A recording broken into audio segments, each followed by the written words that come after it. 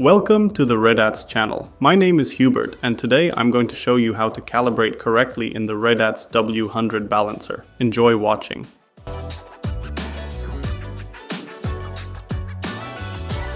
Calibrate the balancer. We will need a steel wheel between 13 and 15 inches in size, a 100-gram calibration weight, and vulcanizer clamps. In addition, it is a good idea to prepare various wheel weights for steel rims, which will be needed to balance the wheel at a later stage of calibration. We start by putting the wheel on the balancer. For calibration, I recommend putting them on in the following order. First the wheel, then the cone and the nut without the large bushing. We now remove the old weights and can move on to entering the parameters for this wheel. First, we place the measuring arm under the rim edge and read the distance of the wheel from the machine. Our wheel is 7.5 centimeters from the machine. Using the up-down buttons next to the find button, we enter this value into the machine. Now the width of the wheel, we take the caliper and apply it from rim to rim. Our wheel is 6 inches and we enter this value into the machine using the middle up-down buttons. The last is the diameter of the wheel. We read it off the tire, in our case 14 inches. We enter this value with the bottom up and down buttons into the machine.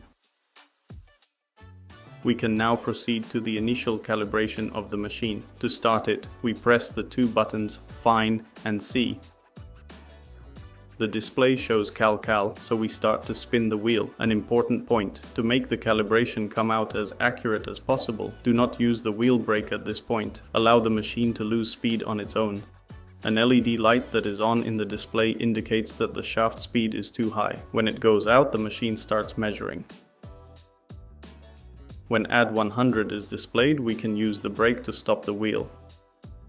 Now take a 100-gram weight and place it on the right side of the nut and spin the wheel again. As before, we do not use the wheel brake. Only when Cal End is displayed do we use the wheel brake and remove the calibration weight. Then start spinning the wheel for balancing. The machine showed us that we would need 30 grams on the left and 25 grams on the right to balance this wheel. We set the left side unbalance point and scoop 30 grams at 12 o'clock. Same thing on the other side, we set it up, scoop 25 grams as well, and unbalance the wheel. When we have 0 to 0, we can move on to the final calibration. Press Find and See again and start spinning the wheel. As with the initial calibration, we do not use the brake and let the machine accelerate on its own. If Add 100 is displayed, we can use the brake.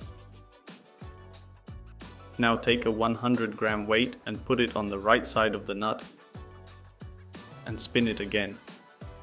Again, we do not use the brake. When Cal End is displayed, we can brake the wheel and the calibration is complete. I recommend this calibration at least once a year. Subscribe to our channel so you don't miss any news. See you in the next videos. Bye.